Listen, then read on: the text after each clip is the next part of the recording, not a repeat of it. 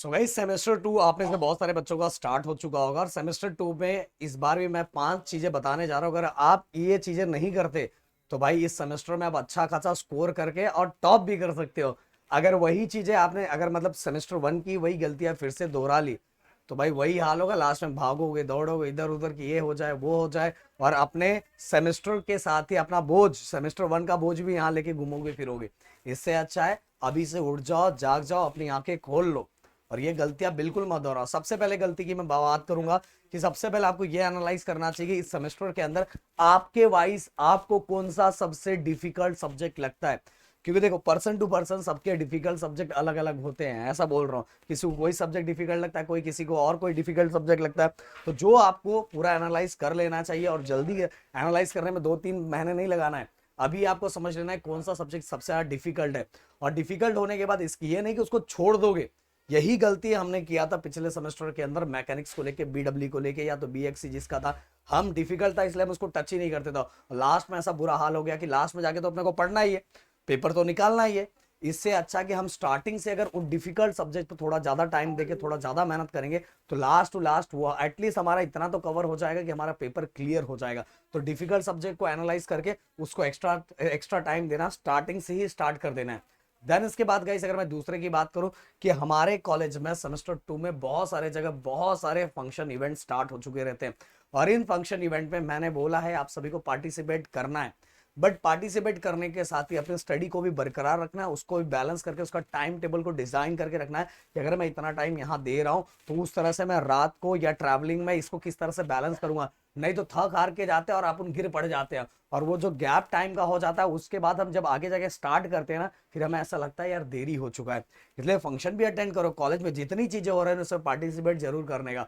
But participate करके भी आप रात को इन चीजों को अरेंज करके अपनी स्टडी को भी बरकरार रख सकते हो। तो फंक्शन के साथ स्टडी भी।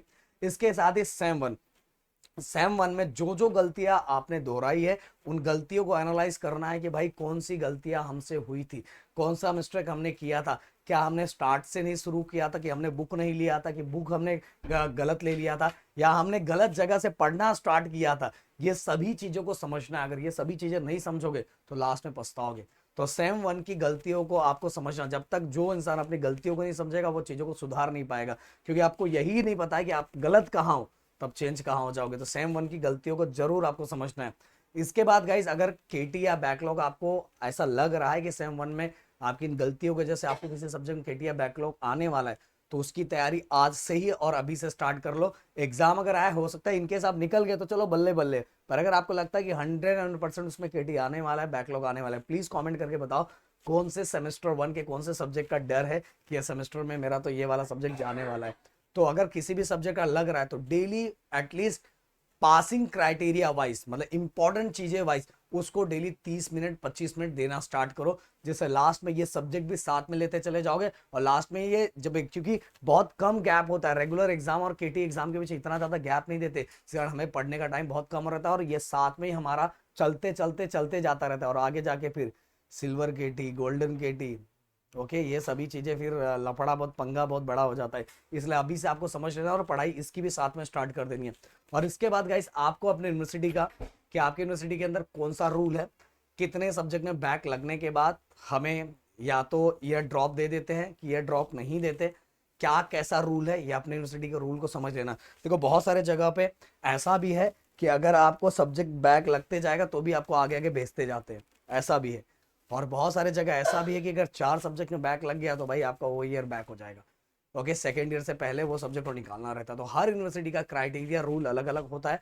आपकी यूनिवर्सिटी में किस तरह से वो भी कमेंट करके यहाँ लिख सकते हैं और साथ में अगर नहीं पता है तो रूल को प्रॉपर तरीके से समझ सकते हो।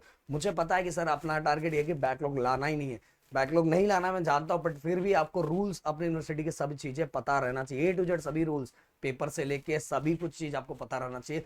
क्योंकि वही जगह आपको सभी चीजें कवर करनी है, तो जहां कवर करना है वहां की सभी चीजें आपको पता रहना चाहिए। और अगर और भी कोई डाउट है, और दूसरी बात गाइस अपने इस चैनल पे हमने मैथ से बाटू का हो गया, इंजीनियरिंग का हो गया, डिप्लोमा हो गया, दर से मुंबई यूनिवर्सिटी हो गया, इन सभी के M2 के कोर्स और डिप्लोमा लाइक अप्लाइड मैथमेटिक्स का कोर्स हमारे ऐप पे राहुल सर द्वारा लिया जा रहा है। जिससे आपका 1 महीने पहले पूरा सिलेबस कंप्लीट कर दिया जाएगा। तो भाई अगर अभी भी आप ज्वाइन नहीं हो तो फटाफट ज्वाइन होके अपने सिलेबस को राहुल सर के साथ फटाफट कंप्लीट करो। आज संडे के दिन जिसने pro max ultra pro max लिया हुआ उनका लाइव सेशन भी है जिसमें उनके डाउट्स को क्लियर किया जाएगा। तो भाई इस तरह से मजे तरीके से पढ़ोगे तो एक सब्जेक्ट का टेंशन ऑलरेडी आपका हट चुका है, जो सबसे डेंजरस सब्जेक्ट होता है। तो चलो मिलते हैं नेक्स्ट वीडियो में। Thank you so much guys, जय हिंद एंड जय महाराष्ट्र दोस्तों।